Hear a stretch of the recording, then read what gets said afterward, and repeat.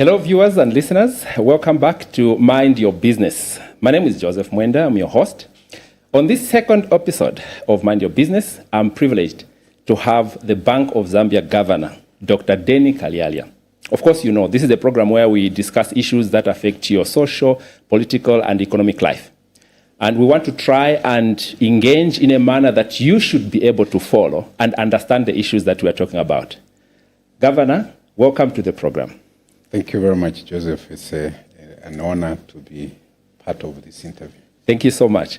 Let me try and give a little bit of background to why I thought we could have the conversation. Of course, today's podcast, we speak to the man who is in charge of monetary policy at a time when the kwacha has been, in the headlines for its performance and strong performance, I must emphasize. And in August 2021, if you recall, we as we are going to the polls, the country, was struggling with the exchange rate, and I think we were trading somewhere around 19, but we thought it was bad, but the worst was yet to come. And eventually we reached somewhere around September 2022, when we had a very good performance. The kwacha was somewhere around 15, kwacha 43 ngwe. Then from there, things went south. And the lowest point came in March 2025, when some forex bureaus were quoting rates as high as 29 kwacha, with the market increasingly nervous about the psychological 30 kwacha mark. From April 2025, the central bank's action steered the currency into recovery. Now, the kwacha has since returned to its firm, resounding position, and I think a few weeks ago, we had gone to as low as 17, somewhere there, and it was an exciting journey.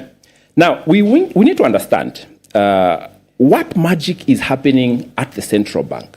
How come within a very short period of time, I think somewhere around December, coming into January, the kwacha performed very, very well, and Zambians were wondering if this is real or there's some magic that is happening at the central bank. Some people say you have so much dollars, and when you see things are not working okay, all you simply do is just push back all the dollars in the market, and then the exchange rate changes. Can you explain to my friends, the teachers, the marketeers, the nurses, ordinary Zambians, farmers, what really happens in this exchange market?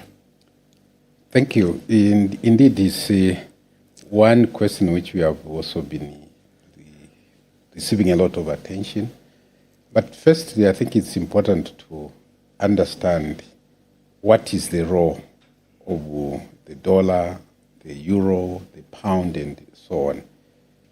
Ordinarily, it's something we use to buy things from other countries. Right.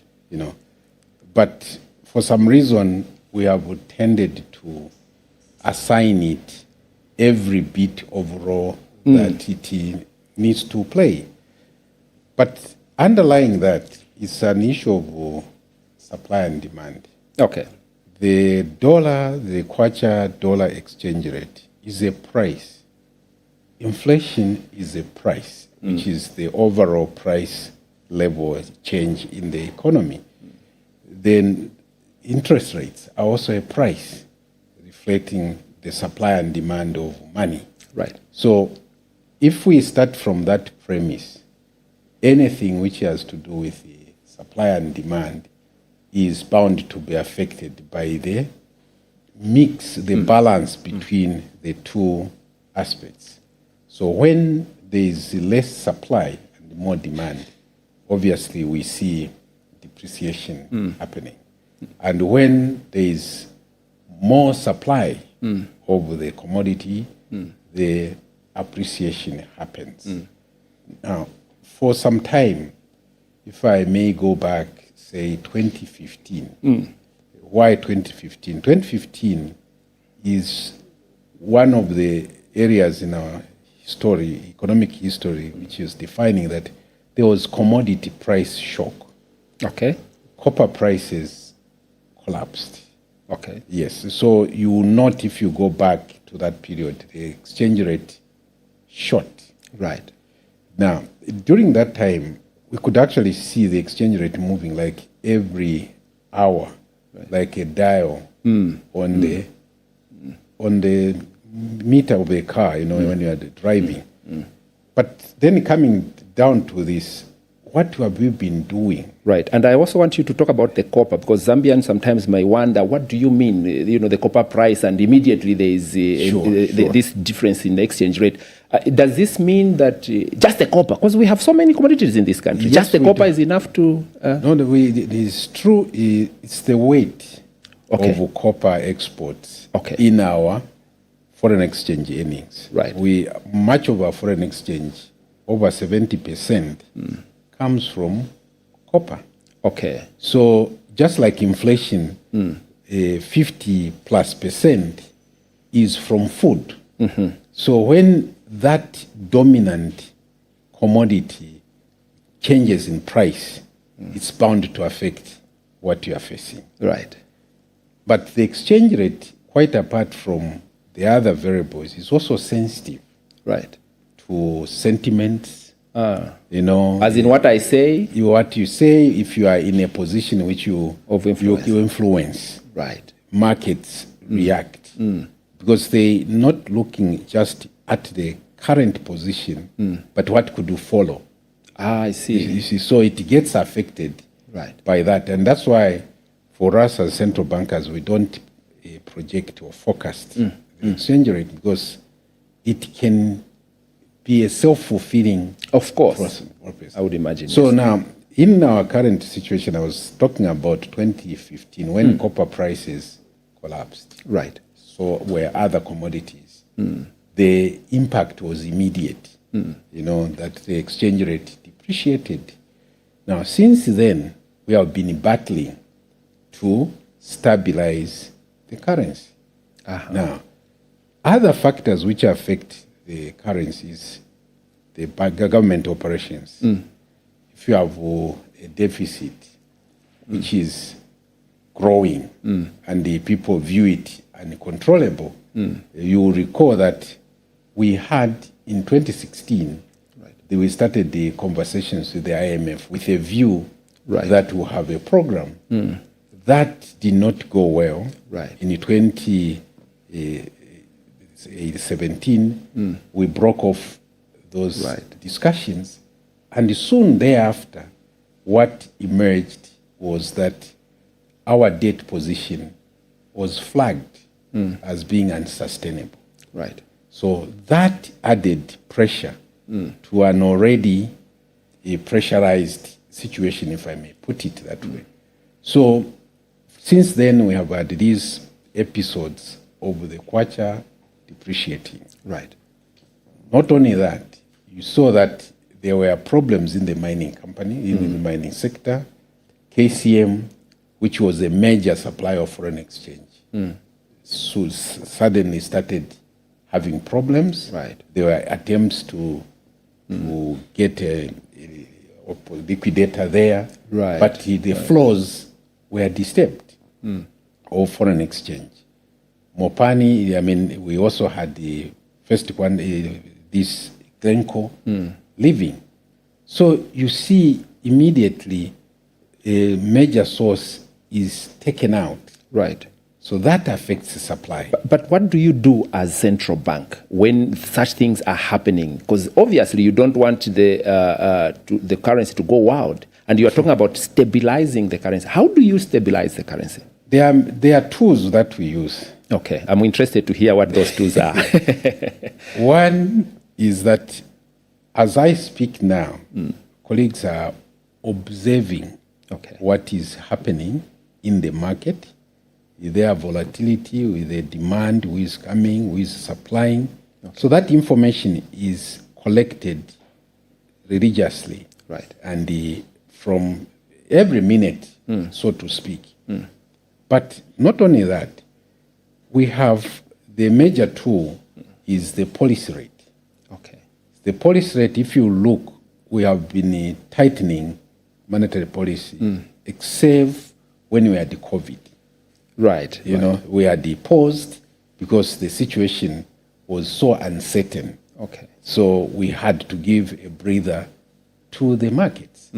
But outside that, we had held our position that the policy rate must be tight, which means that we should not make it easy for people to access kwacha, because to get dollars, euros, you need the kwacha. Right. There is that exchange which Okay. takes place. Right. Now, the fact that also we have a flexible exchange rate is an important adjustment mechanism. Because if you don't have, it means that you have to throw, which is what the common thinking Right. that the central bank throws in money. Yes. To stabilize. No. Yes. The adjustment in the exchange rate itself also makes that relationship variable. Okay. Meaning, if you assess that at this level, even if I get the dollar, what will I buy and be able to sell at a profit? Right. Would it be? So there are those aspects where there's self-control, because if it goes too high, some people say, no, it's too expensive for me. Right. I will not Right. buy. So that's an adjuster by itself. Okay. Then we also look at the access to kwacha, like I said, when we raise the statutory reserve ratios. Okay. So that's a liquidity now directly when we say, like, look, raise this, which means that it becomes more expensive Right. to get the kwacha to buy. So then you have to weigh the position that, is it worth my while to borrow this Right. money? And then we look also what loopholes there are in the market. Can anybody just walk in who want to speculate to buy, Right. borrow? Right. For example, you have seen that we have had some administrative measures we have taken as the central bank to say that if you have your counterparty is non-Zambian, we want also to know their position. Okay. This was fought back, say, no, why are you interfering with that? But no. Okay, we have an counterpart who is Zambian. Right. So we are interested to know, is your counterparty somebody who is regulated? Right. Because there are rules for foreign exchange dealers. All these banks, we have people who are actually licensed by the bank. So there are rules, like in any business, that must be followed. You can't engage in a reckless behavior. So we monitor all that to say that, are you playing by the rules? Okay. So sometimes we saw that you have, when you go to the bank, you look at the rates on the board. You say, oh, this is where the kwacha is, and the dollar, the pound, the euro. Right. So then you say, I want to buy. Then they quote you something different from what you are seeing from the screen. Then you say, what is going on? So we saw those things also happening. So we monitor. We say, no, look, you can't do that. Follow what is there. So we gave the thresholds. First, we say that, no, if you are transacting at 1 million maximum, we say, no, you can't negotiate. Take the price as given. So there was a pushback. So, how can you do that? You are disadvantaging some players. But no, because the exchange rate is a macro variable which affects anyone and everyone, even those who are not playing in the market. Of course. Remember where I started that? Why do you need the foreign exchange? It's to buy things from it. But if you are not involved in that, then prices start changing because it affects inflation. Which affects everybody. Governor, I'm glad you're raising that point, because you have actually been praised globally because of the kwacha performance. And I think I was watching on the international news that kwacha was actually the best performing currency. Did that make you happy? Before I tell you what some economists are saying about that move, how did you feel as central bank with that particular development? For some time, best performing currency. No, We take that with pride, but we are also conscious. Exactly the next question. Because people are saying that's not normal, first of all, and you are damaging the economy because within 2 weeks, if you have the currency, you're appreciating high percentage, and maybe say from 25 to 17 in under a month, that is not normal. And I had somebody here sitting on the chair saying, actually, that is wrong, and it's not normal. It's not natural. Well, I think I don't know what people mean by normal, because our experience from, I mentioned the global problems in 2015. If we can even go back to 2008, when we had the global financial crisis. Yes. So is that a normal thing? Then before we recovered from that, we had the commodity collapse. Right. Is that normal? For long, we had the COVID-19 pandemic. Right. Is that normal? You know? Right. Soon thereafter, while we are still experiencing that, we had the war in Ukraine. Is that normal? Yes. Then we have had the climate change issues. You know, here we are today. We are still having rains. When did we last have rains in March? Right. Of the type that we are having. So all these are pointing to changed environment. Right. So what is the meaning of normal? You know, I mean, it begs the question. Because the understanding is that you have the keys to saying today, I think we can put in these interventions, and because there are so many negative sentiments, let's try to improve the situation. No, I think we have to go back in our history too. Right. Because up to 1991, this is when we changed to the current system. Okay. People may be forgetting that. Okay. Those of us who lived before that time and were adults, we saw the damage that controlled foreign exchange control, fixing the exchange rate. Right. Yeah, you thought you were helping, but in effect, you were hurting because shortages were rampant, you know? So in 1990, 1991, the new government said, no, we don't want this anymore. Right. So that's when we adopted the liberal arrangement that we have now, allow the exchange rate to move according to changes in supply and demand. Right. So that, like I said, acts as an adjuster. Right. Because you see, if things are too expensive, you look for alternatives, isn't it? Of course. So also when the exchange rate is depreciating, it means that you start cutting certain things that you don't need. We say there are two ways in which we do.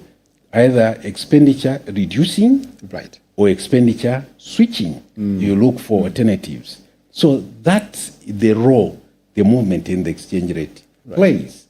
Now, it's not exact science, okay? Because your reaction, my reaction, another person's reaction is totally individualized. Right. You know?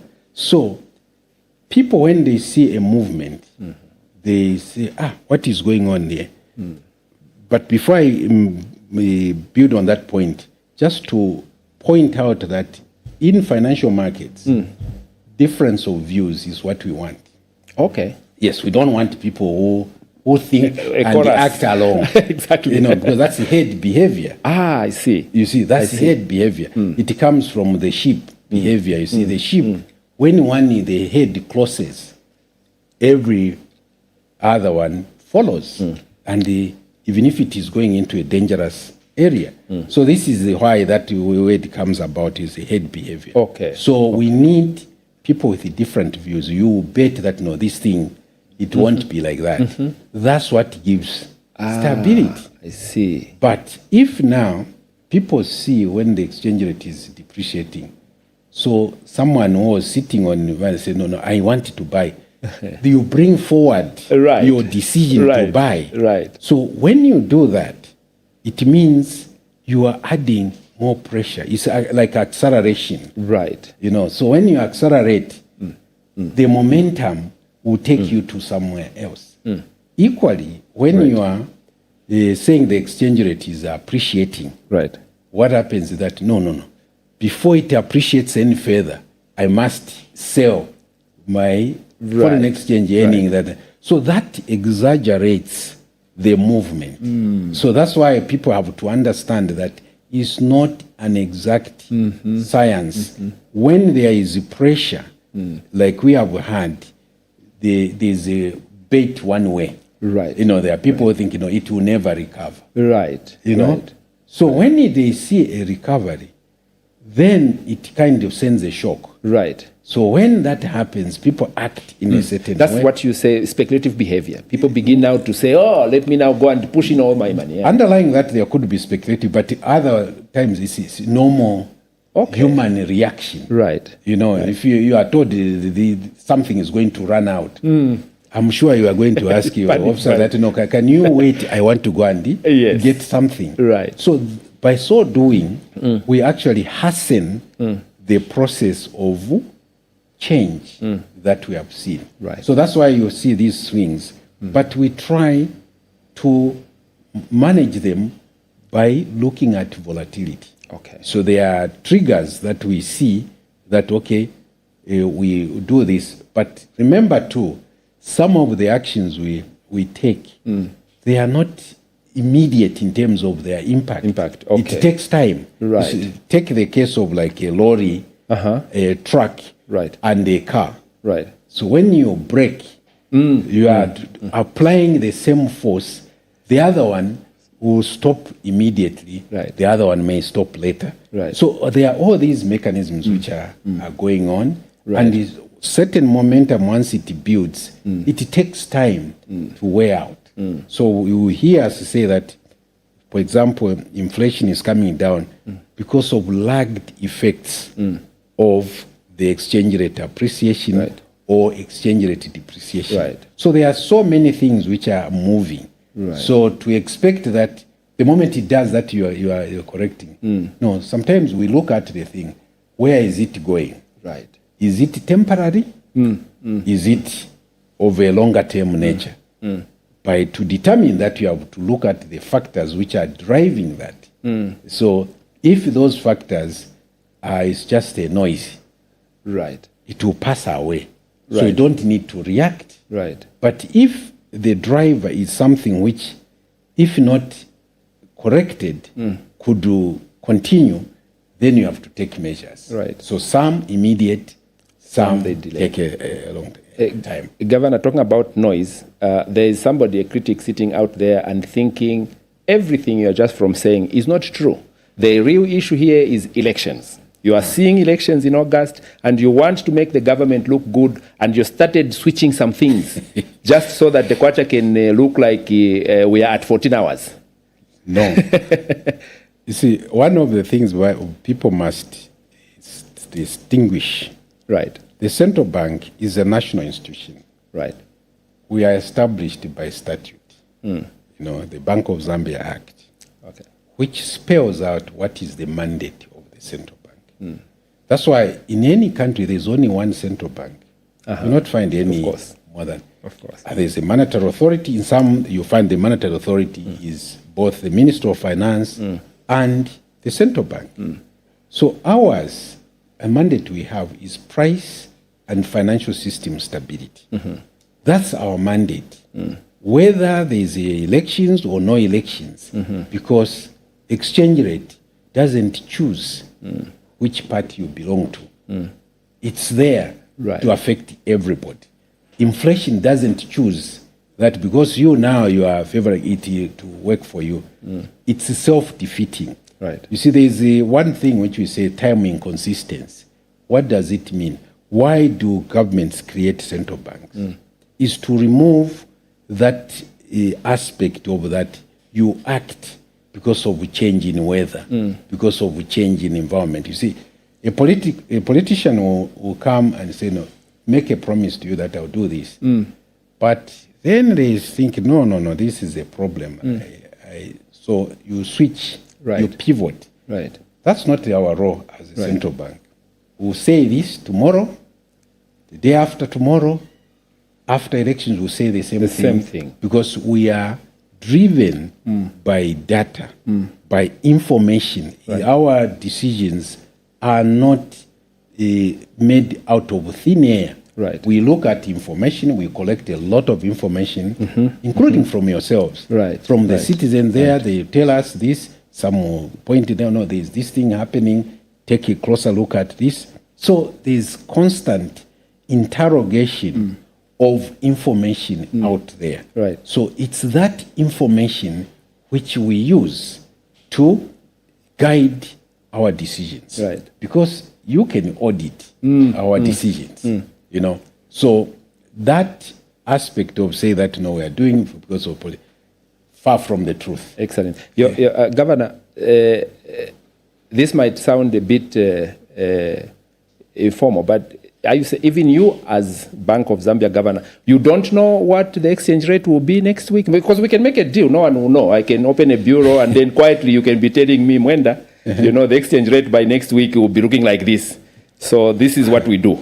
Nowadays, my dear, any time, anything which comes out of your mouth is no longer secret. Right.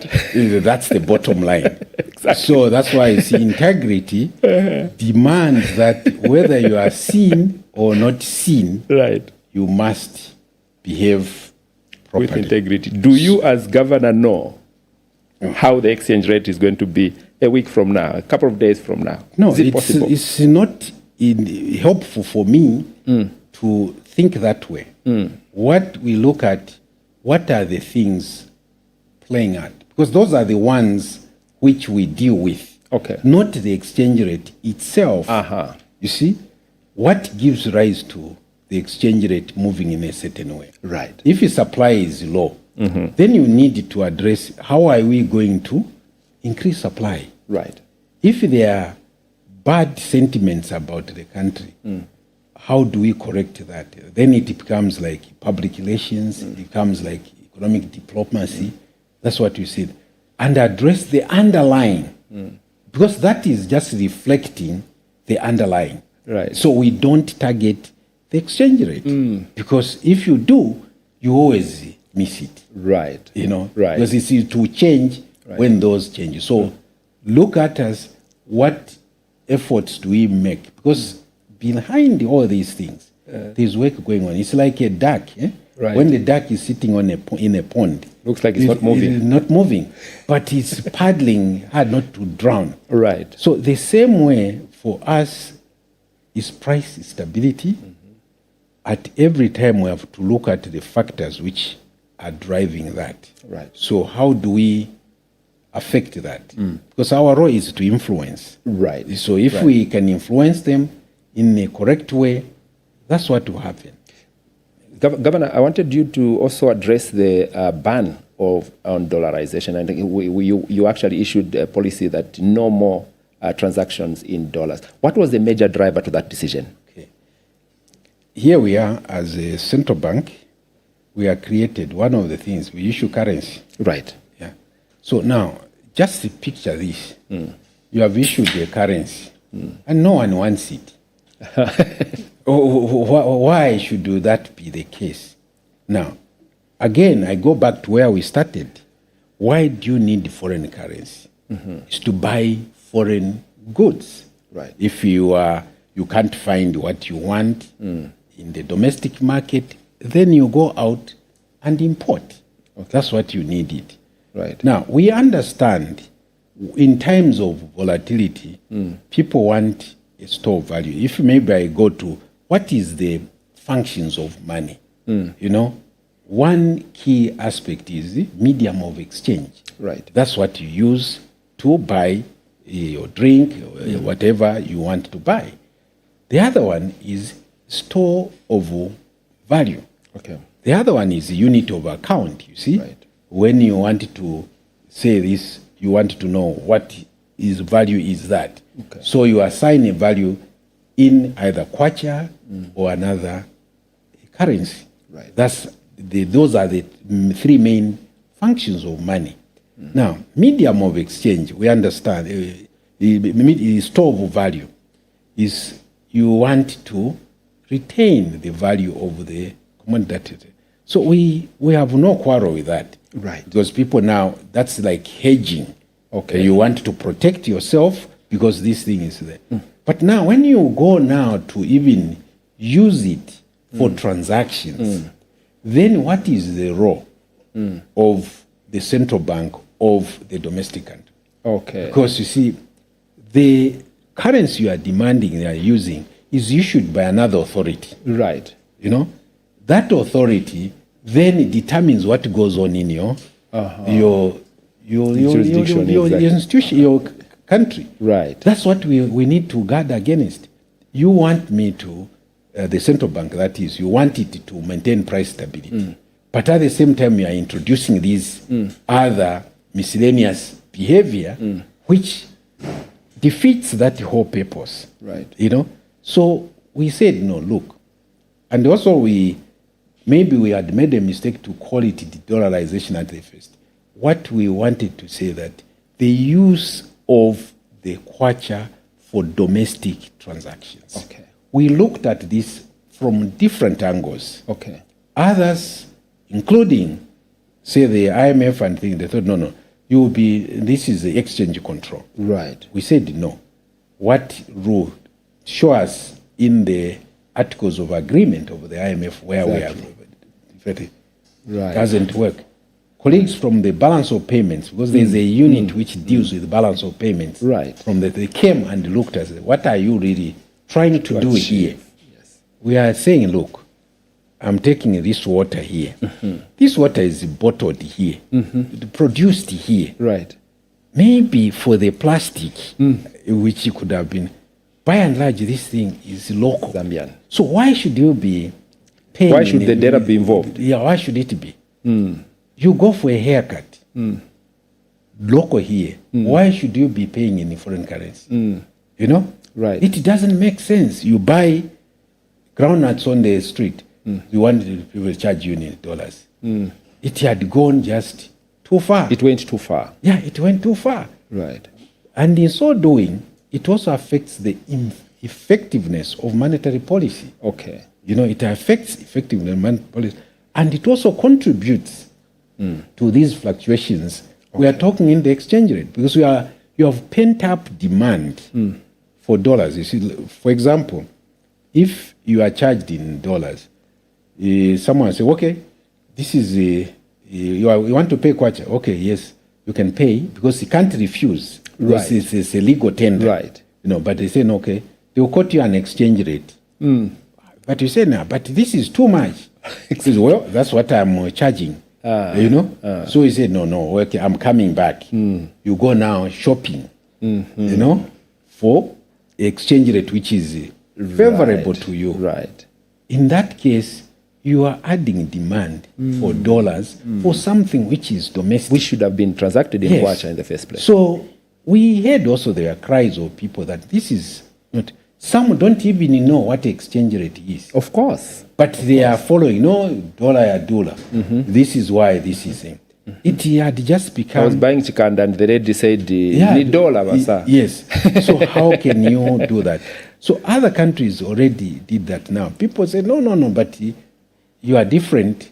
You are now introducing exchange control. Right. We bet that no, it's not like that. It's not what we are trying to do. I want to tell you, for every decision, no matter how good it is, there is always going to be a slight downside. And a friend of mine who deals in vehicles, second-hand vehicles, these dealers, our friends, was complaining that now with your decision, these companies that, sell second-hand vehicles from Japan, for example, they had accounts in Zambia, Zambian banks, where if you are buying a vehicle, you are going to deposit the money in that bank and, transaction goes like that. Now, today, the trouble is they are not allowing that because the worry is if you deposit the money in the account, then, there might be some serious exchange rate differences. And by the time the money is clearing, the price has changed and so on and so forth. So it has complicated the business in that regard, and now they have to move the money and pay straight to a foreign bank. Okay. Hasn't that undone a little bit of what you are trying to achieve? All these things, there has to be a balance. Right. You see, now, we have to look at the totality of the situation. Right.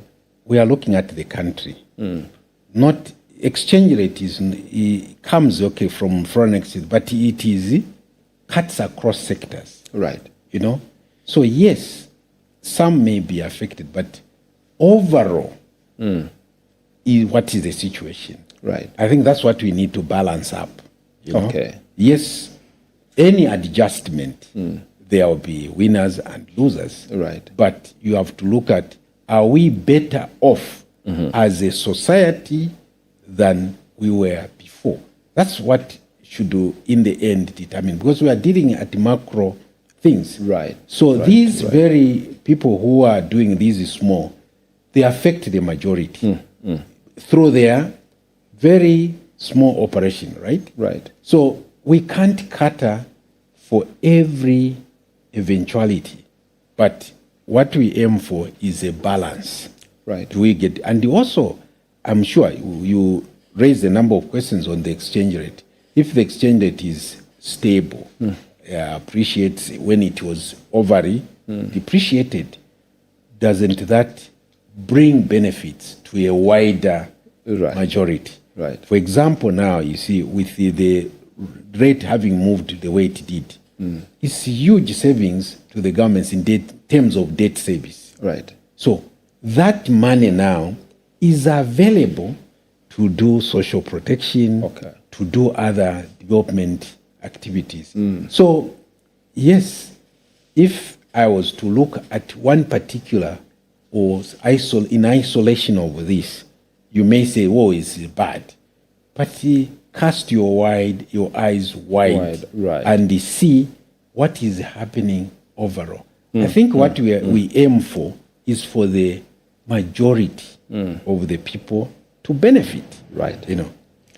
Governor, just recently the government announced a policy where the repayment of, the tax and royalty payment for the mining sector is going to be done in Yuan. I would like you to clarify whether this is only for the Chinese mines or it affects other mines as well. Okay.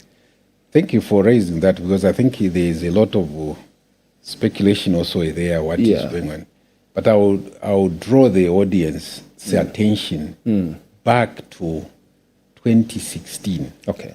Why 2016? 2016, 30th September, the IMF announced that effective 1st October 2016, the renminbi, which is the yuan, the Chinese currency, was going to be part of the basket of currencies which form the special drawing rights. Okay, what does that mean? What that means is that the money we get from the, you see, when you say we have got support from the IMF, the first figure which will be saying billion so much or million SDR. Right. That is the unit of account for the IMF. Okay. It's not a training. This is an agreement.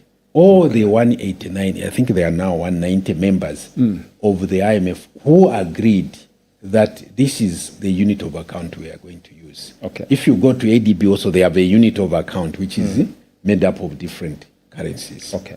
So that was to bring about stability in that unit. Okay. So now, when that happened, many countries started saying, no, then we can onboard the yuan as part of our international reserve holdings. Right. So it's not a new thing to move that way. That's one. Two, we do a lot of trade with China. Of course. You see that even the debt that we had, China was a significant lender to Zambia. Now, when we hold the reserves, we hold them in such a manner that it reflects our liabilities out there. Okay. Remember, the exchange rate is for using foreign transactions. Of course. So now, what happens is that if you are going to pay the Chinese, that means you have to go through the dollar. Right. But because the dollar is dominant, it is used as a unit of account, like I mentioned. Right. So this is how all these currencies that we hold as reserves, they are collapsed into the dollar. We just tell you, okay, we have $5.5 billion of reserves. Right. What we are not saying behind that, there are these other currencies we have. But what you see is the dollar. Right.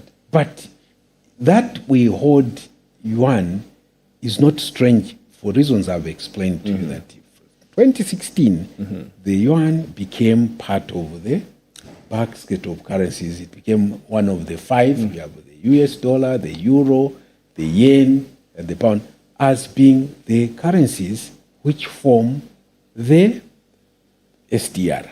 Okay. Now, to your specific question, we have been discussing also for some time to see why can't we pay you in yuan, because we do a lot of trading with you. Right. I can imagine China was very happy to hear that. Yes, they were, but also, I mean, they had some of their dollar was denominated in dollars. Okay. Yeah. Right. Yes. Right. So it takes time to make that adjustment. But we are thinking that no, why can't the borrowing also be denominated in yuan? Right. What that does, therefore, it gives us an opportunity to diversify our holding of reserves. Right. In that way, you can also deal with the issue you are raising of fluctuations in the dollar. Okay. Currencies. When you have different currencies also playing a dominant. For example, we have a number of South African companies. Yes. If, for example, they were charging us in rand, and they demand that we pay in rand, the demand for dollars will be less. The demand for the euro will be less. Okay. So that helps to stabilize currencies. So for us, this was a strategic decision because we see much of our copper goes to China anyway. You know, we do have Chinese companies which are operating here. So he says, why don't we start with that? Right. That why do you have to pay in another currency for the copper that you demand? Why don't you pay in renminbi so that when we import from China, we just go there? By the way, we are one of the early countries which have, it's African countries that is, which have the Bank of China. Yes, operating here. The Bank of China arose out of the good relationship that Zambia and China had, in particular, Chairman Mao and the former president, our late president, Kaunda. Yes. That's how this relationship came about. That no, we need to cement these relations. But all this time we have been talking about this. Why don't you build?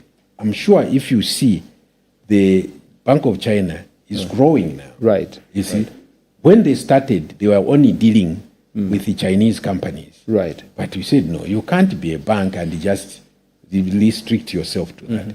So nowadays it's possible, if you are going to China, to get a debit card, which is in renminbi. Okay. So that when you go there, you don't have to. But we want to do it for bigger transactions as well. So this momentum has been there from the time that the renminbi was admitted. And it's also the policy of China to popularize that currency. So it's not an accident that we had to go that way, that the yuan is part of our reserve holdings. Right. But obviously you start which is easiest first. That the Chinese companies are exporting to China. So why should they get in a third-party currency? So this is restricted to the Chinese companies? At this point, yes, because they are the ones who are exporting to that. And you see there is an underlying reason. If future borrowing from China, if we can have it denominated in renminbi, then it makes it easy. You don't have to go through a third-party currency to make good on your liability. Right. So all these things are futuristic too. We are looking ahead. How is the globe is changing? You know, you can't just stay in one place, otherwise you get overrun. Since you mentioned the Bank of China in Zambia, just help my understanding here. What other role is the Bank of China playing in Zambia? Is it playing a similar role of the central bank, but a branch in Zambia, Central Bank of China with a branch in Zambia, or it's actually holding accounts for local businesses which have who are transacting in Zambia? Okay, the Bank of China is not the central bank. Okay. To begin with. Okay. But it started out that way. Okay. But then the Central Bank of China is the People's Bank of China. Okay. The POBC. Right. That's the central, which is the equivalent of ours. So Bank of China is a commercial bank, like any other commercial bank that we have here, Zanaco. It's the same as that. Now, I pointed out how it started. Right. So there was rigidity not to play this. But we said, no, you are a commercial bank. Right. So you must behave like a commercial bank, which banks and lends to anybody who walks through his doors if they meet the lending criteria that you have. Okay. So they are growing in that. They participate in many of the activities that go on. But like I said, the predominance has been with the Chinese companies because they know them better. You see, also for these transactions, like Chinese companies which bid for projects here, you know, there is this aspect of where you require a bid bond. So they provide those kind of support to those companies. But the idea is that it should be a go-to commercial bank, like any other commercial bank. Right. In fact, they have relocated from where they were near you here. They are now in a bigger place, a Lunda Park. You know, that is signaling that they want to open up. So we have these ongoing conversations that says, why are you not doing this? Right. Okay, no, we will look at this. So it has been a journey to get to where we are, but we haven't reached the final destination yet. Right. Governor, what is the plan with the Yuan? Once the taxes and royalties are paid in Yuan, you hold that money. Is it for reserve purposes? Do you change it back to dollar for debt service? Or is it for Chinese imports? What's the plan? Okay. The plan is part of our reserves. Okay. So, like I said, if there will be debt service which needs to be paid in Yuan, then we don't have to change. Right. We have just to draw on that. Equally, if there are people who are importing from that, although, I mean, this is not, reserves are not so loosely used. You know, reserves, like the name suggests, it's in an emergency. When you have emergency situation, that's when you call upon your reserve. That's why you put it under the pillow, so under the mattress, so to speak. So it's for those instances when the country is under pressure, then you need to draw on that reserve to meet that. And then you go back to, you know. And that also plays an important role, by the way, which I should have explained earlier on when you're asking about the stability of the exchange rate. People look, how much do you have in your coffers? Okay. You know, it gives confidence.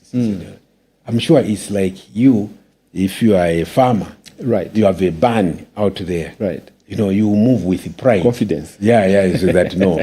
If something was to happen here, I have something to eat. I won't be in a panic mode. That's why we talk of even fuel reserves. All these are things which create an environment of stability. So the more we have of that, and it's tradable, like I said, you can change it. So that you have yuan doesn't mean you can't change it to dollar, you can't change it to euro. You can change. So it's just another currency which is acceptable for certain transactions. In case you're joining us now, this is Mind Your Business. My guest today is the Central Bank Governor, Dr. Denny Kalyalya. And we are discussing, among other things, the improvement of the exchange rate, what has been the driver to that. And we have also tried to find out from him the payment of taxes and royalties by Chinese companies in Zambia in the Chinese currency. What do we do with that money? How is it used? How is it expended? Governor, inflation has been, doing very well, falling very fast. And I would like to know what has been doing the heavy lifting. Okay. There are many factors which play a part in inflation. Firstly, as you hear from Zamstats, inflation is divided into two broad categories. Right. One is food inflation, the other one is non-food inflation. Right. Now, when we are doing monetary policy, these prudential requirements, we are really mostly directing that at the non-food part. Right. But because of the way our food sector is also organized, the agriculture, there are inputs which are imported, and so on. So, in that sense, what we do also affects that sector in an essential way. Right. So now, if you look, like I always said, copper production has gone up. That's a very significant change. The flows of foreign exchange have improved. Right. Which means supply of foreign exchange has improved as well. Now, contrary to some of the things that they are not paying this, but we see it from the mining taxes.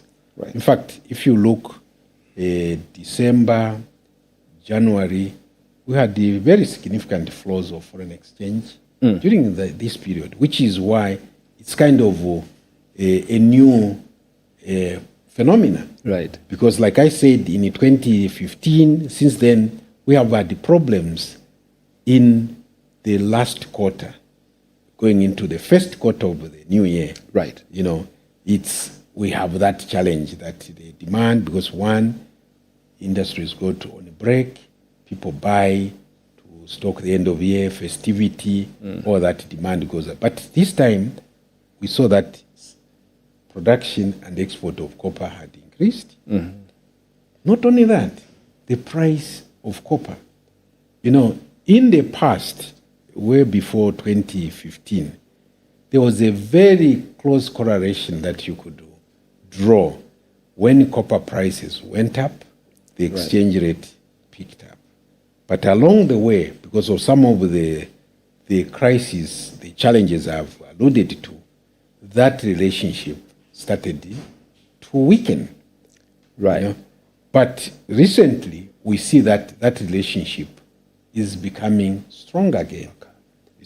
You see copper prices have been at their highest. They even reached at one point almost $14,000 per metric ton. Right. Back in the days when we had the collapse in 1999 or somewhere there, it was almost like 2,000 per ton. And now just check the difference. Right. Just check the difference. So that plays an important role. That's one factor. Then the appreciation of the exchange rate also adds another dimension. Right. When the exchange rate appreciates, you see commodities which are dollar denominated, they immediately come down. Right. So that also added. Now the exchange rate movement, like I said earlier, plays two parts. One, there is instantaneous when it happens now, but there's also things which take a lag to change. Because people, this is why also we want people to say, if you are not a currency trader, why are you interested in the movement of the exchange rate of hour to hour, which we do? Right. Because you only import maybe month or a quarter. Right. So maybe yours, what is important is the average during that period. But we have seen people who are concerned movement from period to period. I mean, we report, for example, this is another factor which we introduced of reporting without you asking. At 9:30, we tell you where the exchange rate is. Right. We also show you what the retail. You see, there are two parts. Yes. There's the wholesale And retail. and the retail. Right. We show that so that you have an idea what your bank is charging, is going to demand for you if you want to exchange. Right. That is to help people plan, people to shop around. Right. You see, shopping around helps to stabilize Right. things, because when the people, I'm sure now, especially with the mobile phones, I'm sure we tell each other, no, I bought this side. It's cheaper here. Right. It's no accent. You see people flock there, Right. you know? And when they do, that means that commodity, now the pricing will change. So this is constantly happening. Now, in the inflation part, that plays a part in the movement of prices. Right. Because inflation is the change Right. in the overall price level that we are looking at. Right. So those commodities which are linked to that will adjust, and that affects inflation. The other thing is that, which tends to be forgotten, is the reforms Okay. that we have been undertaking, the government has been undertaking. Okay. The debt restructuring is underplayed. Okay. I tell you, when we defaulted in 2020, November, that was a sad part for our country, because it is like a mark on our standing as a Right. country, because Right. you hear some of your colleagues who never leave out the aspect that the first country to default Exactly. under, Right. under COVID. Right. So that has a very serious bearing on the standing of the country. What happened at that time? Credit rating agencies downgraded us. We're in default. Right. That spread. The cost to of borrowing goes yes, up. Yes, to the banks. The banks now could no longer hold as much government paper as they were holding before. Right. Why? Because they see a possible default also on that. Right. So that has knock-on effects. So that arrangement, you talked about the cost of doing business. Yes. Went up. If the government cannot call you here and they say, no, can you do this piece Right. for us, we'll pay you. Right. Under normal circumstances, you just say, where's the camera? Exactly. Where's the reporter? Right. But you come to a point where I said, no, will they pay? Muzaripira. Yes. You see? So now those who supplied goods and services to the government, what was happening? They are not paid. Right. So what do? They raise the price to the government because the factor that you see, whatever I get paid, I should at least cover Right. some of my cost. Right. So that raises cost. Now the government in any setting is a major demand of things. So it gave itself a loan and Right. determined the conditions as well, the terms, the payment time as well. Right. So that raised the cost of borrowing. Then you have also people who are civil servants, for example, Right. who to try and help themselves, they went to financial institutions. Can you lend me money? Right. And the government agreed that, no, we'll do payroll deduction. I'm sure you do this Yes, as well. yes. So, which reduces the risk, Right. because the lender knows that come the month end, I'll get my payment. Exactly. Then now you come to a situation where people get the salary net of deductions, but those are not remitted. What happens? What we saw is banks now reporting these individuals to the Credit Reference Bureau. Right. So now it's a delinquency. Say, no, but this is not fair. Right. Show you the slip. I pay. Exactly. As far as I'm concerned, the money was deducted. So we had to ask them to issue a notation that no, it's not really their fault that this happened. Right. So now, which meant that, you see, it's a chain reaction. I don't pay you, you don't pay the other person, and the whole chain is affected. Right. So the cost of borrowing or of doing business goes up. So that threatens the financial stability too. Right. You know, if banks can't count on the payment from the government as it should, then it's a problem. Right. You know, Right. because we do risk weighting and say there's zero, but now they started, no, this thing is not zero anymore. Right. You know, Exactly. So it must be assigned a value. Right. We had to fight to retain that position. So that's one type of this. So fiscal reform that the government, I think if you look at our statements as a central bank in the past, we used to, every statement we issued, we used to make reference to deficit, Right. fiscal consolidation, Right. fiscal discipline. I don't think you see that anymore. Why? Because we see fiscal discipline having been restored. Right. We see the deficit coming down. Because deficit, when it is too high and planned, this is where the government gives its money, it crowds out the private sector. You know? Right. Everyone wants to do business with the government. So where do the private sector get its resources from? So then that saying say that no, the private sector is the engine of growth. Right. Is defeated. Right. You know, so all these reforms in our own sector also we have been doing our own reform, the laws that are passed. They bring clarity on things that are done.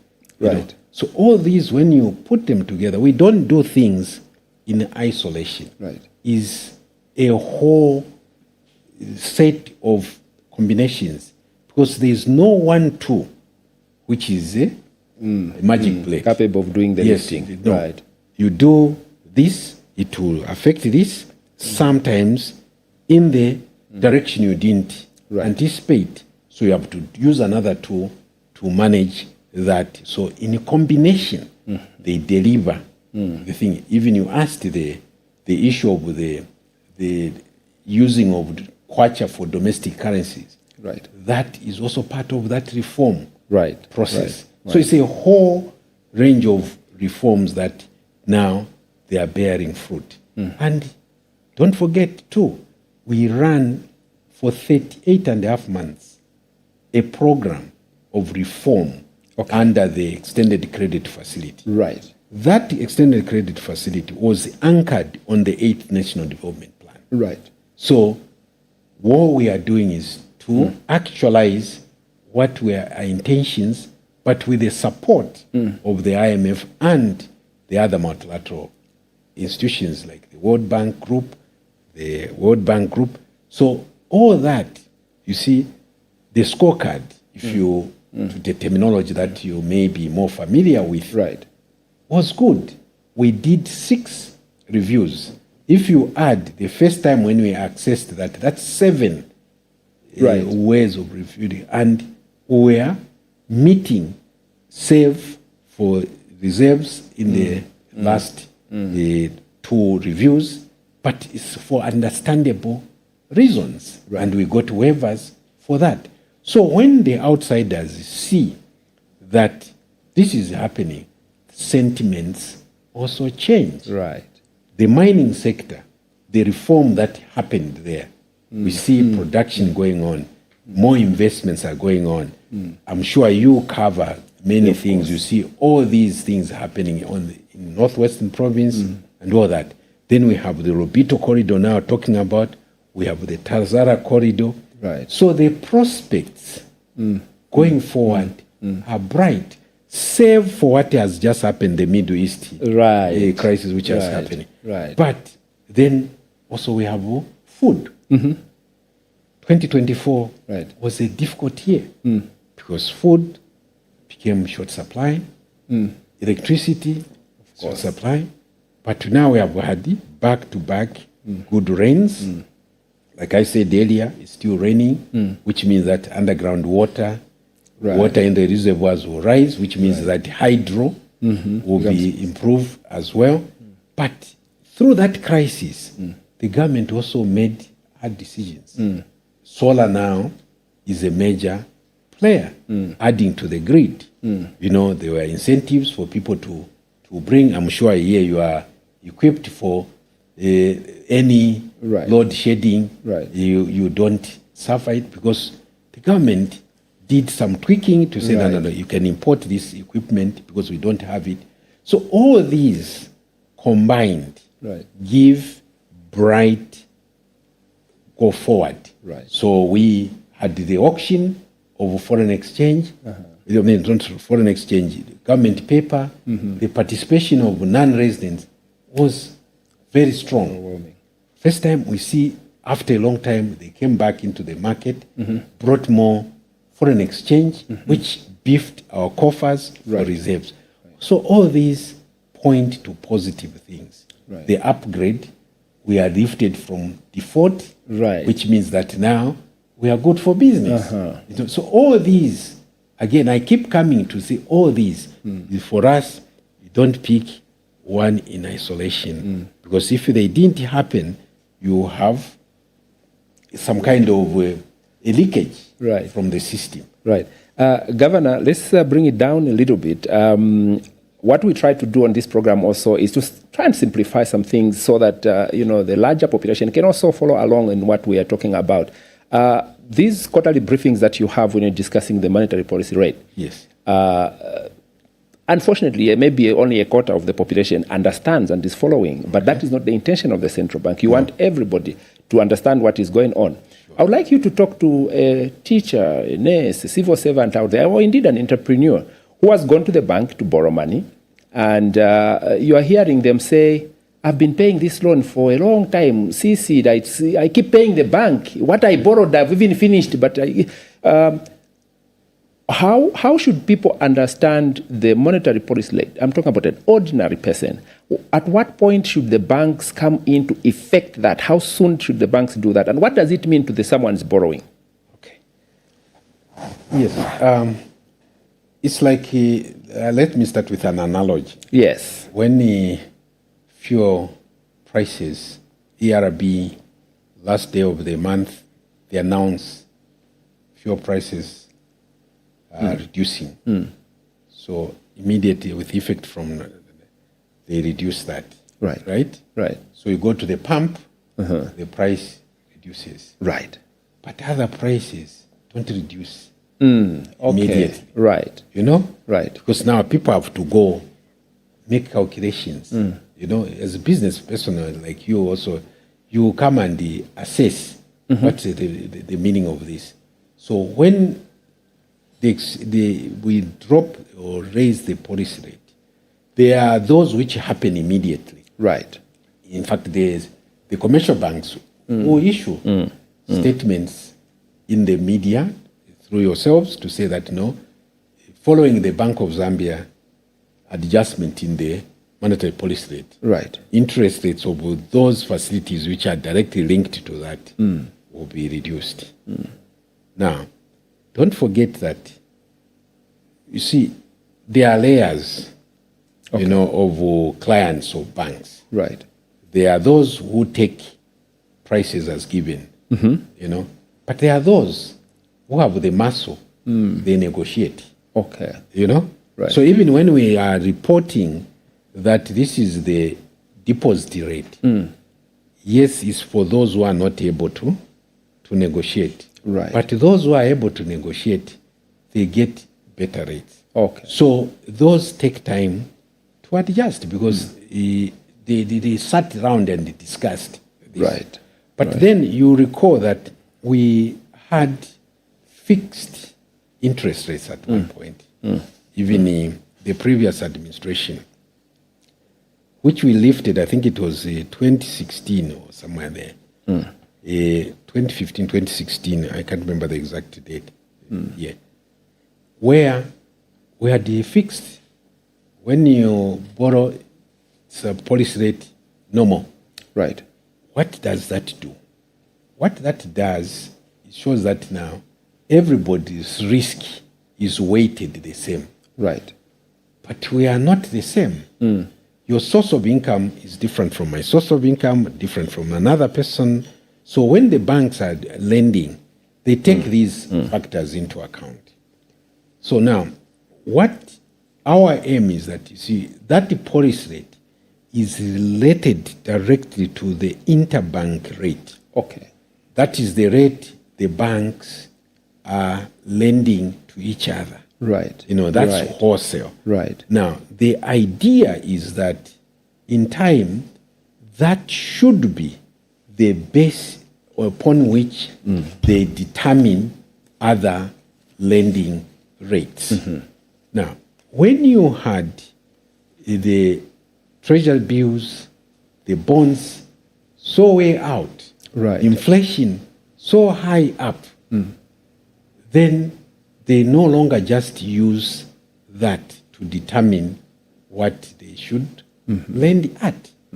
They will look, we had the government securities at one point in excess of 30%. Oh. So even if our policy rate, say, is 14%, 14.5%, if the government lending is at, borrowing rather, is at 30%, why would the bank lend to someone who poses a risk?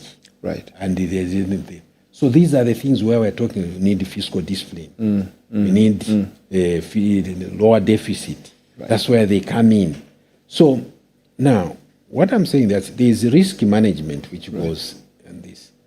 So we need to have a sustained period where these things are happening.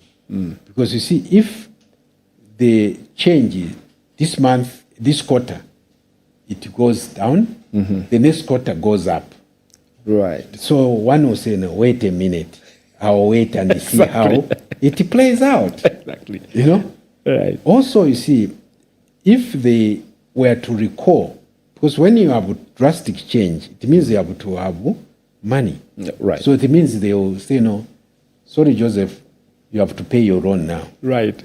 You'll be fuming. Now, why Cecilia, the people say that, why I am been paid? Exactly. There are two things which happen. When we lifted the cap, we told that they have to make sure that the lender, the borrower, understands the terms. How much in total are they going to be paying? Right. You know? Right. Now, clearly, there's a disconnect here.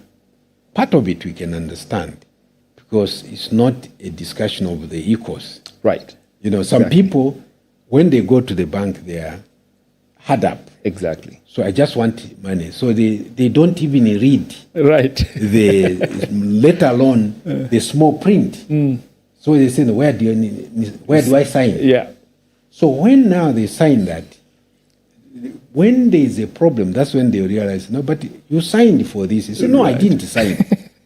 So this again, why we say financial education is very important. Right. So that you take time and you see some of these things because you anticipate them when they come. Right. Now, when we raise the policy rate, Right. the bank has two ways of dealing with that. One, they said, well, since the policy rate has been raised, that means your repayment amount must go up. Right. You know? Exactly. So now someone said, but I borrowed this, I agreed to pay. So Right. many people opt to pay the same amount. But now, if you pay the same amount, Right. when interest rate has gone up, Right. it means that the quantum has gone up. Right. So which means that you are going now to pay over a longer period. Right. If you maintain paying The at the same. same rate. Okay. So that's usually what tends to happen. So it comes back to do we understand the borrowing terms under which we borrowed? Right. So oftentimes people become only aware of that when it happens.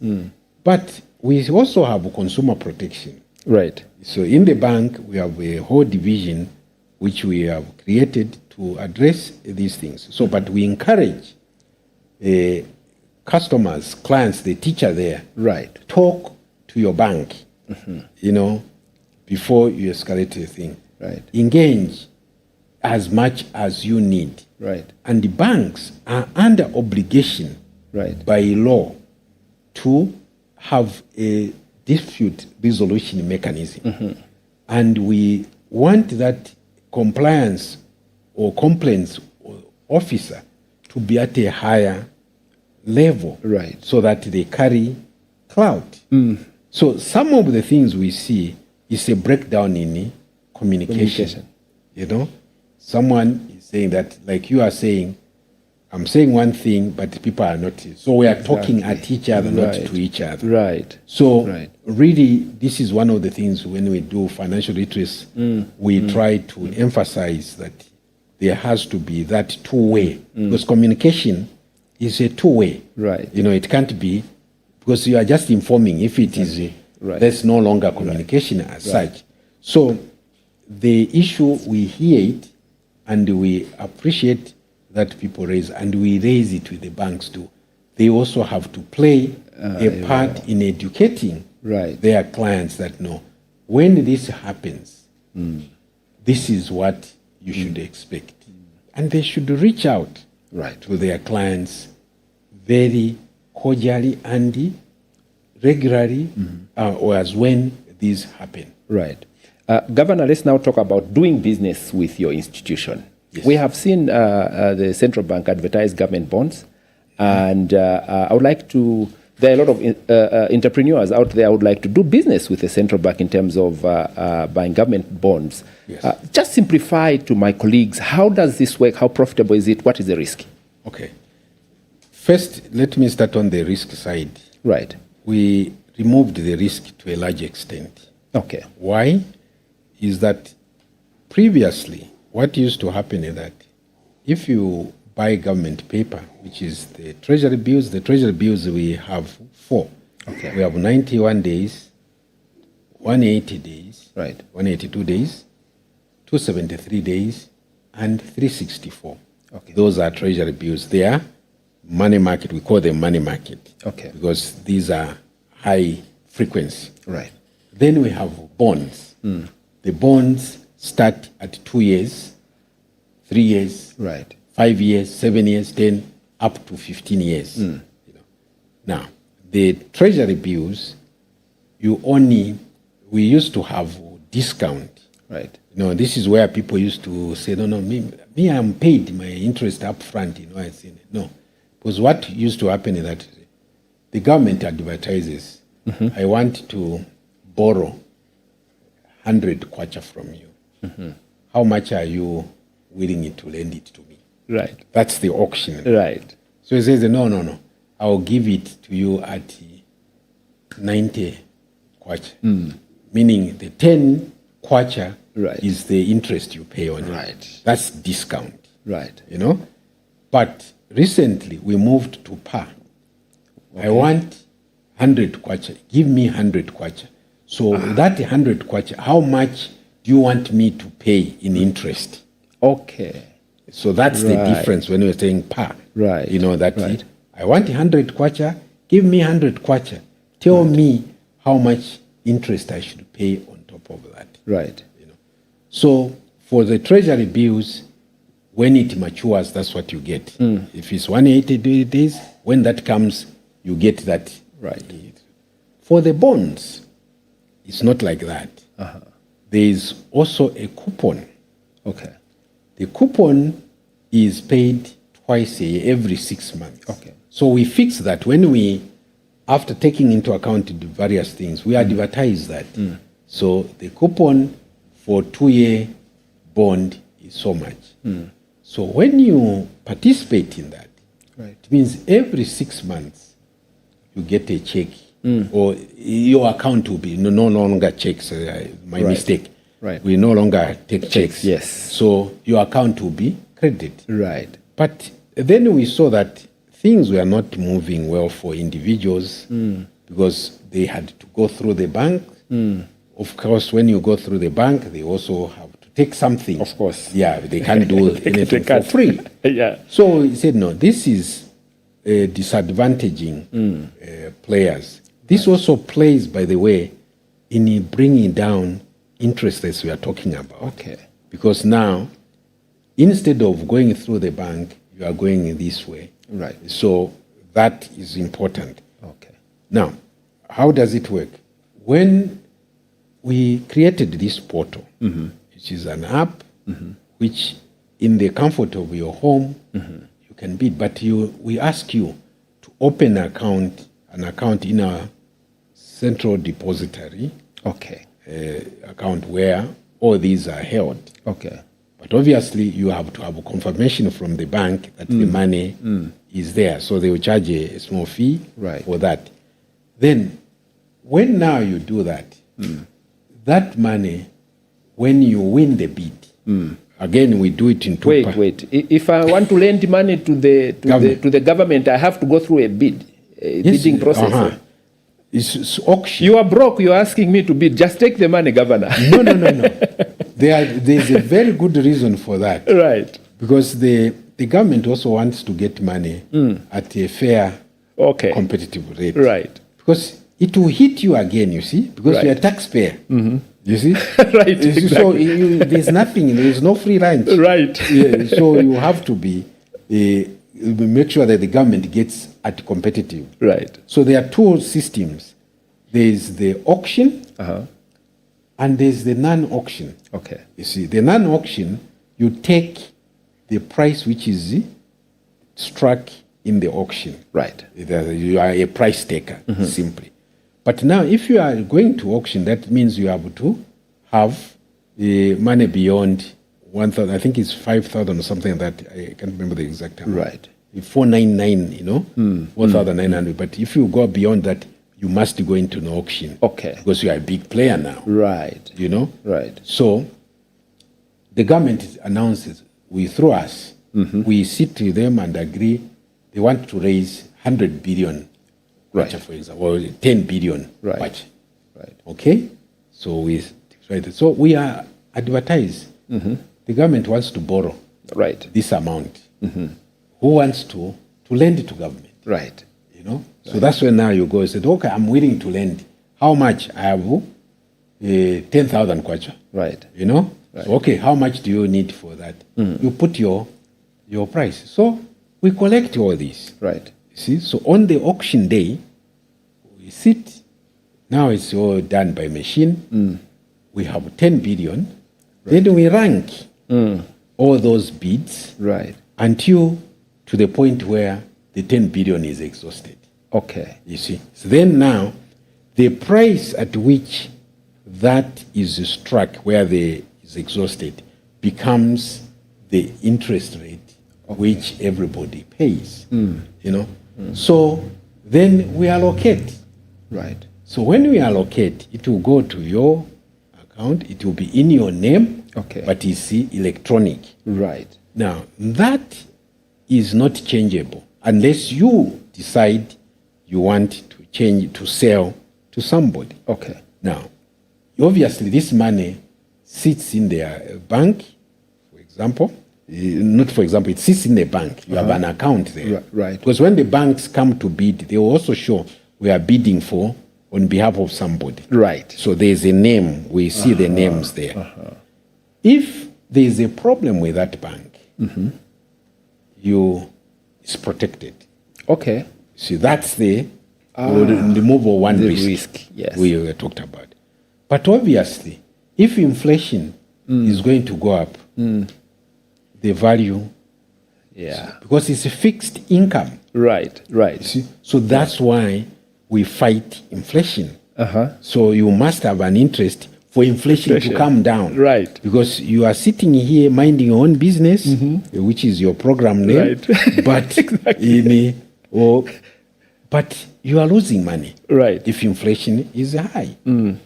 But also, if the exchange rate, you bought when the exchange rate was at a particular level. Right. So now, if it depreciates, then you stand to lose. If you were thinking of converting at the time. Right. So the foreign players, they are very interested to see stability in the exchange rate, because when they come in, they bring their foreign currency, because we auction this in kwacha. So they change that.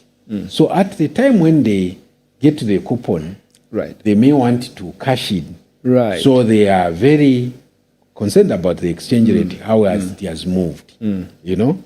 So those you are not protected because they depend on the macro environment. So, but it is a tool. When we have seen a lot of people, if you haven't participated or not, I encourage you to do. Because a number of people who participated, especially when interest rates were very high, they are smiling now. You know, because they locked at a higher rate. But with the fiscal discipline and the fiscal consolidation coming, these are going to come down. So when they come down, then the return, obviously, for the investor, they go, but it's good for the government. It's also good for the country. Because now it means we go to private sector, expect the banks to do their normal intermediation role in the market. And then that saying that the private sector is the engine of growth, then starts to make much better sense. Governor, 5 years or even 2 years is a long time. I've hustled, I found my 100,000 kwacha, and I want to lend it to the government through the purchase of government bonds. And then, as fate would have it, tomorrow I'm no longer there. Now, my family, you know, sometimes these transactions, the way they happen, maybe there isn't even a family member who is aware. Or there's a family member who is aware there was such a transaction, but they have no idea how to get the coupons, how to receive the repayment, the payment, and so on. What happens? Very simple. But firstly, the issue of family members not being aware, then that becomes a personal responsibility. To inform your family members that I have this here, so that they know. Because as you know, in our traditions, when someone passes on, you have that meeting where there's discussion of who owes what, you know, thing. So the administrator should be given that information. So once that process of who manages the estate of the deceased is determined, simple, you just come with your papers of appointment of administrator, and you get the money that your beloved left behind. Simple as all that. So there's a process. Get somebody, because you don't want to pay to someone who is not a bona fide owner of that. So that verification process is critically important. That yes, this is a court-appointed administrator. Because we have seen sometimes in the past where people can claim that I'm the administrator.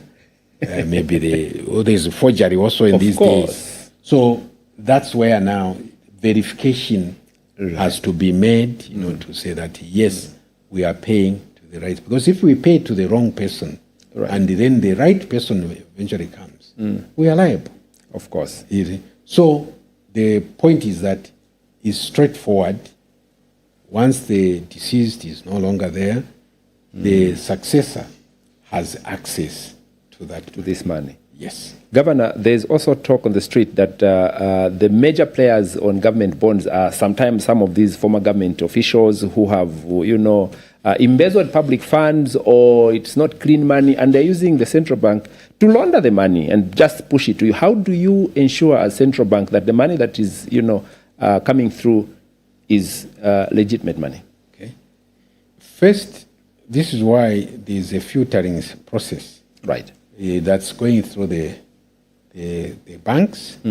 Remember, when you maybe you may not remember now. Right. If you opened your account a long time ago, when you are opening an account, you signed a mandate. Right. You are asked, what would you be? Yeah. Yes. That's very important. Right. It's going on up to now. It's so every year now we require them, KYC, yes, to renew that mandate. Right. So that the people state what they are doing. Okay. So people shouldn't take it lightly when they ask this, how much money do you think you'll be making? They will be putting it there. So how do I know? You know, I mean, no. The thing is that at that point, what do you know? If you are expecting some income from somewhere, state it. It will be put in. Right. Now, if there's a sudden change in your fortunes, it's only fair to also inform the bank. The banks now would even also ask, in some cases, if they are big, proof of the source of that money. Right. You know, so that's the filtering. But let's suppose that happens, but still it passes through. Okay? That's not the end of the story. Okay. Every month, so the banks also file reports. Okay. There are also people out here, whistleblowers, whom I say that, that one, Joseph, look at him. Yes, carefully. Carefully. So the law enforcement agencies, investigative wing, they get that. Right. So they will undertake investigations. You see that report, the FIC report, which is shared, also has lots of information. Right. There are two versions of that report, which I hope people know. That there is the one which is released, which is for general public. Right. It's not as detailed. Yes. But there's ones which are shared with even us as the central bank. If there are issues pertaining to us, they will tell us, no, this, can you look? Exactly. So if it is determined that this is money which is suspected to be proceeds of crime, they will issue a restriction notice. It can come from ACC. It can come from DEC. Right. You know, it can also be alerted from FIC that there is this look. So we get those, and then we'll restrict that until it is cleared. It's in the law. You know, these are in the law. But people don't pay attention when it is. So that's the protection that is there. Once it is that, no, these are processes. We'll put them in a special account, you know, suspense. Those coupon earnings I'm talking about will continue to pile until their investigations are concluded. Then they will say, no, sorry, we have concluded this case. There was no matter. They may be paid now, the thing. So it gets paid. Right. But if then it is to be forfeited to the state, equally, the notification will come that, by this order of the court and such a date, this is what was ordered. So now these have to be forfeited to the state. And we comply. So that's what happens. Excellent. Governor, around 2025, and this is a story that sometimes maybe the central bank might not be very happy to hear, and maybe even the markets, but the truth is around 2025, maybe around January there was a story that the central bank had actually been hit by a cyber attack, and that the disruption on the interbank fund transfer and settlement was actually very obvious and immediate. Have you faced any such serious security breach as a central bank where you've been hit by a cyber attack? Okay. Firstly, I think to clarify that incident, yes, in January 2025, you see, this was still in the period where we had this load shedding and all that. Right? But going back, we, like other institutions, took measures to have alternative is to complement the main supply of power. We installed a solar system. We have also standby generators. We have UPSs so that at any given time these should work. But you know, these talk to each other. Of course. You see? So unfortunately, during that time, this communication got affected. Okay. So by the time we could get the other thing going, Right. because in the financial system, a 5-minute break, there are lots of transactions which go on. Right, The right. disruption can be enormous. Right. So we later found out that actually it was that communication which had happened. It had nothing to do with a hacker. Okay. Yes. So it wasn't an internet cyber attack on the central bank or something like that. It was an electrical challenge. Just load shedding like at my house. Not load shedding per se, but that the systems Right. changeover Okay. got affected. Okay. You know, so there was a delay in these things kicking in. Right. So right. we have since returned. We had a very cordial interaction with the ZESCO and the things. So we have reinforced that arrangement. But yes, as a financial institution, obviously, we are fair game Right. for anyone. Anyone would want to get to the central bank. Of course. Because of the obvious reasons. Of course. So attempts definitely are there. Okay. So we have to invest a lot in the cyber. We had one instance where our Facebook page. I was going to go to that. You lost control of your Facebook account. Somebody, and you know what was funny? Right. Within, it was not showing. It's you people outside who were seeing. Oh, okay. You see? Right. So people told us, you know, there's something going on here. Right. Where? Right. So eventually it was found that, yes, there are these things which happen. So attempts are an ongoing thing. So we have to have filters, firewalls to do the protection. Right. Because they will not stop, especially when these festival seasons. Right. Even now, when we have these geopolitical tensions, it's a dangerous time. Right. You know, right. some may be seen as stray, but they are not stray. Right. You know, because you see now, this is costly. People want money. Right. You know, so if they can get money somewhere easily, right, they will do so. Right. So we have to strengthen our systems. And what we agreed as an industry, and also as the central banks in the Southern African region under SADC, it's no longer just in the... When I have a problem, I can call my colleagues. Right. We have a platform where we exchange information, and then our ICT colleagues, staff will get to work. We get resources from each other to come. And you see, people out there are noble. Sometimes you may not know that you're under attack. Right. But somebody out there is seeing, and they'll say, they watch. And you see, sometimes when these things, when they happen, you are seeing the results then, but maybe they were in the system for much longer. You didn't just know. Right. You know? So it's bravado for the young people who hack. Some, I mean, their dream that I want to hack.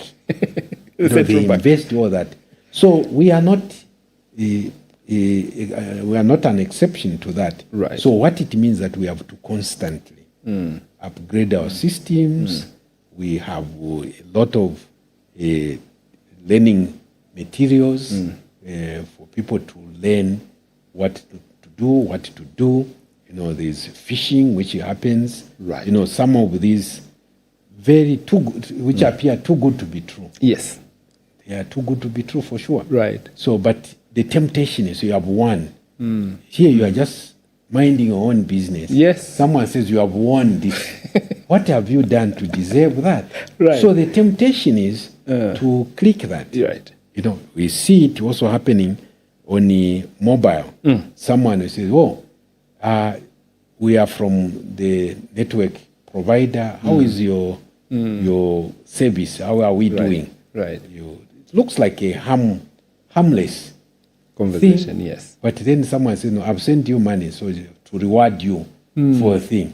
So can you read back? So some people, and knowing and excited, they read back. The moment you do that, they take. So all these are things we are educating. We are.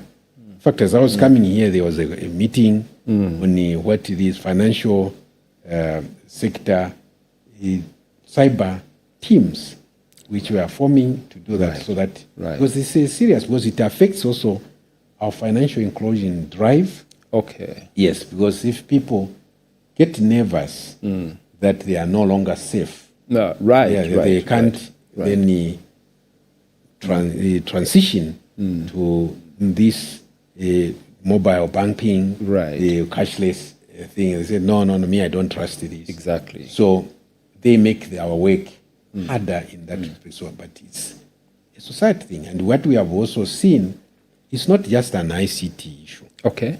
It's also HR issue. Okay. See how we onboard our people. Right. You see, some people have a history of having done some wrong somewhere. Of course. But now when there is competition for certain qualifications, sometimes we overlook that. Right. I mean, people obviously will say, no, I was wrongly accused. You know? Of course. So you may tend to believe that, only to find actually it wasn't wrong at all. Right. So what we have agreed as an industry is that if, for example, as a central bank, we have an officer who has been found wanting in that area, everybody must know. Right. You know, equally, they too must inform us, inform others that they have this, so that we know. That individual doesn't move from one institution to another. Exactly. Right. Because that has been established, that it happens. You know. So as a result of that, now we have our cybersecurity outside ICT, so that ICT is a member, but the oversight is done from outside, so that you check all the angles. Right. Governor, I want us to move to the old and new currency that you are currently sweeping, coming to the end of the process. And first of all, I would like to say my congratulations. I think I saw on the Bank of Zambia platform that you were awarded for the best banknote series. Yes. Are we talking about the new currency, new banknotes? Yes. Really? The design is so fantastic. You got an award? Absolutely. Really? Yes.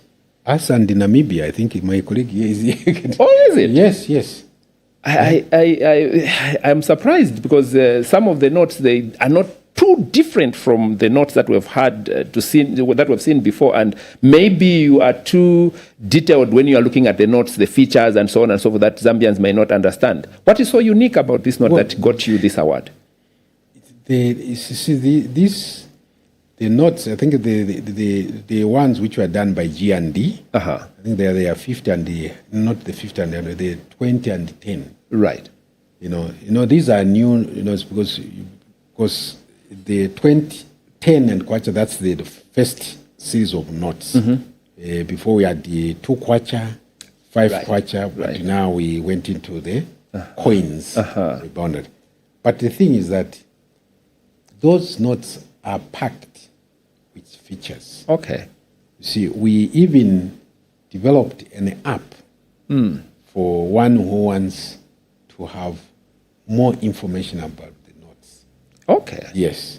You'll be surprised. And especially as we go higher in the hierarchy, the security features are just phenomenal. Okay. So counterfeiting is a big challenge for those who want to counterfeit. Right. I mean, we are hearing people say that no, they will be easily counterfeited because there are reports. But to the contrary, in fact, when these reports were coming, it was showing that the notes were resilient. Right. You see, when people can identify that is a fake, that's a plus for the note. It's not a minus as other people think. Right. Because it means you can tell. Exactly. Right. So now, the notes, I mean, the They have done very well so far since we issued them last year. Right. So we are almost, this month in, it ends. Yeah, and in fact, I have a specific question on that, Governor. You know how much money is in circulation. Yes. Why do you need to completely put a close to this process, even when you will be able to tell that we have left some money out there? If at all, you will have left some money by 31st of March. We wanted to leave money which is perhaps lost. Okay. Money which is destroyed. Okay. It's no longer functional. And a bit which people want to keep as a collector's item. Okay. But the rest, we want it back.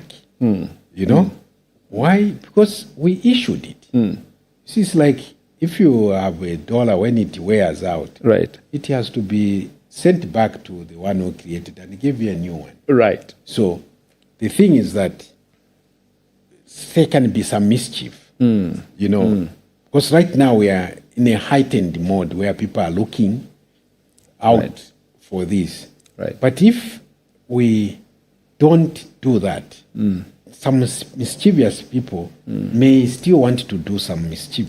But so far we have removed about 95.2% over that. So we know what we issued, and we have also know what we are issuing now. So really, there are people also who are holding money, right, which was for wrong reasons maybe. So we want them to surrender it. Right. And I'm glad you mentioned that, because it is actually very common that people don't keep money in the bank. Yes. Someone was saying you are late to the party, because whoever was keeping the money somewhere hidden, buried underground, they already got it out after the change of government, and they already had it cleaned and put back in the in the system. Why now? What necessitated this decision to change the currency now? Okay, it's a process. Right. There are indicators. It's just that it took us a bit longer than we had wanted. See, we look the notes. I think when we are issuing, we did explain notes are in 3 categories. Right. There is store value. Right. There is a medium of exchange. We do it in 2 parts. There is the medium. You see the 500 and the 200 kwacha notes. Those are notes which we don't expect you to be moving around for transactions. It's money which you keep for some time in your wallet. Right. Somewhere, and only change when it is necessary. Then the 150 kwacha, which were in the previous series, the higher denominations, right, we found that they were, before I come to that. So then we have the lower, the 20, 10. They are the quick ones, not to mention the 5, 2 kwacha. That's why we made them coins, because they change very frequently. Right. So already I think people think the 10 kwacha is not doing well. It's actually doing well relative to what it has done. Right. It should have finished. How many hands it has exchanged. Yes. Yeah. So now we monitor how this division evolves over time. Right. So if now the higher denomination in notes become the ones which are used more often, then we see that there's a change in the pattern of transactions. Right. This is what happened to the 50 and 100 kwacha. It became more common. Right. That was the note which was being carried around. Then it lost its role as a medium of exchange. So there are certain percentages. We look at 60, 40, they must be within that. So if it goes beyond that, then we have a problem, which we must change. And this is a common practice in all the currency issuing jurisdictions. You have to keep this, and then also keep the note coin boundary. You know, that's why we pushed the 5 kwacha and 2 kwacha to coin level, you know, because it was breaching that kind of expectation that you to save that process. So the timing was determined by the changes in how our old currency was being used. So yes, it does affect also those who may be holding things. So that was not the precise target that no, we do that. If we had wanted to do that, we could have even said, no, we give you 3 months to change the money. But we gave it 1 year. You know? Exactly. That's because we are not targeting that. Okay. Because there are other ways in which proceeds of crime are detected. You know, it's not just that. In fact, what we are still working on, but you have yet to, is this aspect of going cashless. Why should people be using so much hard currency for things like big items? Why would you take a bundle of this money? Pride, Governor, pride. You want to feel proud. You want to feel the money in your hands. Well, but money is for transactions. Exactly. It's for transactions. But those who keep money also under the mattress, they do a disservice because it's costly to print money. Yeah. So if you get money from the bank and then you put it there, you are depriving others of this, and you also are risking your own life because thieves, when they break in, they will have something to smile about. But this is why, in fact, when we are making these, when there are big payments, we encourage to use more mobile and electronic money. Because thieves also are among us. You know, they will go there and they say, they know that who is getting something. But we have seen and heard, you have reported your people, how people get robbed. You know, hard-earned money because they wanted to have cash. You know, just to feel good, but short-lived. Exactly. Governor, you have been at the institution for some time. Some people may not know that you're actually twice a Bank of Zambia governor, and you've seen it all. At some point, I remember even accusing you that you are printing money, you know, anyhow, when you're just told print, we need money for campaigns, you go ahead and print and all that. In your years at the central bank, you have seen different currencies, the Zambian kwacha. You know, we've changed currency from this currency, we've moved to another currency. There is a concern about consistency. Where is the problem? Why do we have to, you know, I know you are talking about improving the security features. What else is the reason why Zambia, within just a decade or two, we should see so many different, you know, currencies? No, it's, like I said, I'll repeat it for it's good you are raising it because I think it's a question which keeps coming. No, every country, you want to see currency which is relevant. It's fit for purpose. You know, that's the aim. So when these boundaries are breached, then it's an indication that you must change. You know, some change which we made was rebasing the currency. You know, that was in 2011, 2012. That was rebasing. So since that time, we changed, I think, later for this. But then we saw where we are going. That with if we were to print another higher denomination, it was not going to work out well. You see, so rather than do that, because we had to change, you see, you are able to transform that to coin, some notes. So we felt that it was important also to evolve with the changes. I know it attracted a lot of debate. Why did you remove the freedom statue? It's a heritage. It's not. The current series have a lot of features about our country. The animals that appear there, many of them, they only are found here. Okay. The birds. Right. So we are marketing. Right. So the North is also marketing tourism. You mentioned the award that we won. Yes. That's very important, first of all. Our own. Some of the companies actually put these notes on their calendars to do that.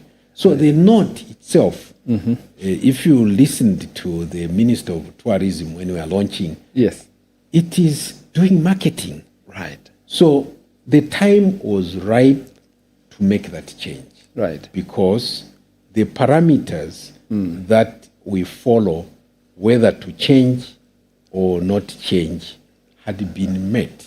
Right. So the change which would have happened there without changing the new series was to introduce higher denomination. Okay. Relegate the other ones into coins. Right. But since we are making that change, we might as well. Besides also security, cyber, which you referred to, counterfeiting, technology has advanced so much that now 3D printing, some of these, when they print, if you are not alert, you can't tell. You can't tell. So we had to embed a number of these security features. So when we are at that point, then it made sense to introduce a new series altogether. And it's called, by the way, Heritage Series. Ah, I see. Yes. Thank you. Governor, as I'm coming to the end of this interview, I have just one more question, and I'm asking on behalf of my wife. She just wants to know, where are you keeping the old currency? No, she just wants to know. Where are you keeping it? No. When we collect, we destroy it. Ah, okay. Yes.